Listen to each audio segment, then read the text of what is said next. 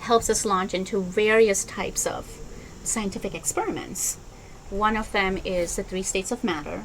And what are some of the experiments there? So for example, we show them how heat impacts different states of matter, right?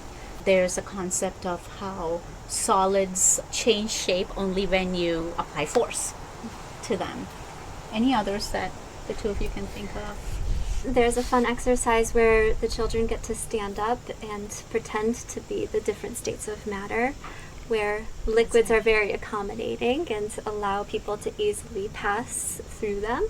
Gases are very expansive, and the children get to move throughout the classroom as though they're a gas.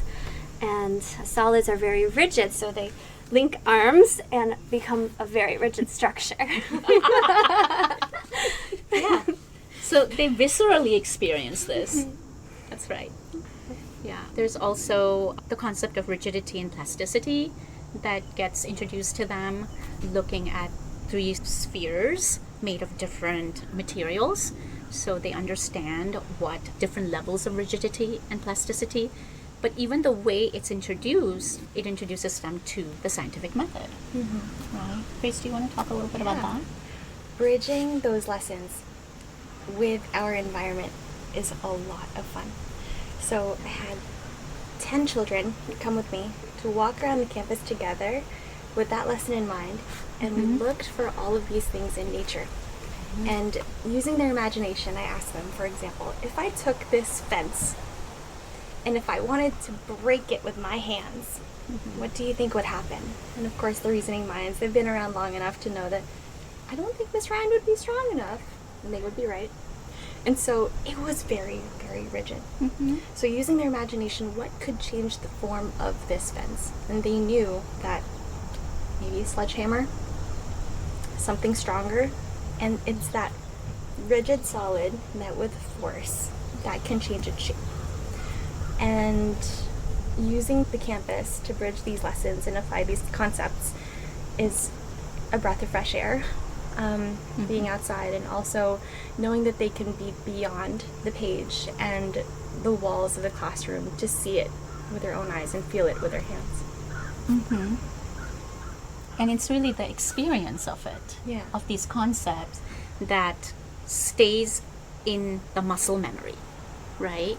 And so then as they move from the concrete to more abstract concepts in science, that abstract work that they will do later is now sitting on something very concrete. That's really the beauty of connecting it to the environment. I also want to say I really love the idea of having the children act it out, because it incorporates dance and the idea of impermanence. So just because you're, airy one moment doesn't mean that you can't be fluid. And may I? Yes. And be accommodating. And then once you find your values, you're solid. Yes. So it's such a cool exercise. Thank you for sharing that. Yeah. And from this, they really go into the scientific method, where they learn to ask their research questions. And then once they have the research questions and they do research on it, they read about it, they've had lessons on it, right? And once they read about it, then they kind of ask themselves, what are my hypotheses?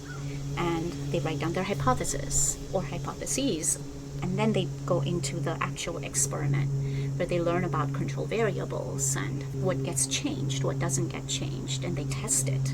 And from that, they develop their conclusions. They learn about collecting data, right? What kind of data do we want to collect? What are the limitations of this data? What are the strengths of this data? So already they're learning about research, right? And from that, they go into then deriving conclusion. I also want to add that something that we take very seriously, and something that we teach the children to take seriously themselves, is safety measures as well.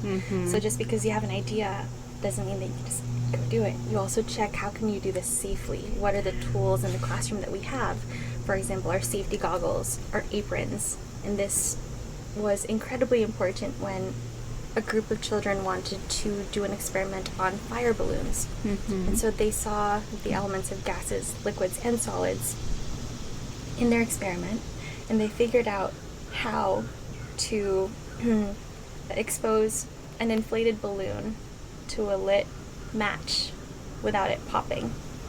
I won't share how, but they did it. It was very exciting and safe and scary, but fun. That's right.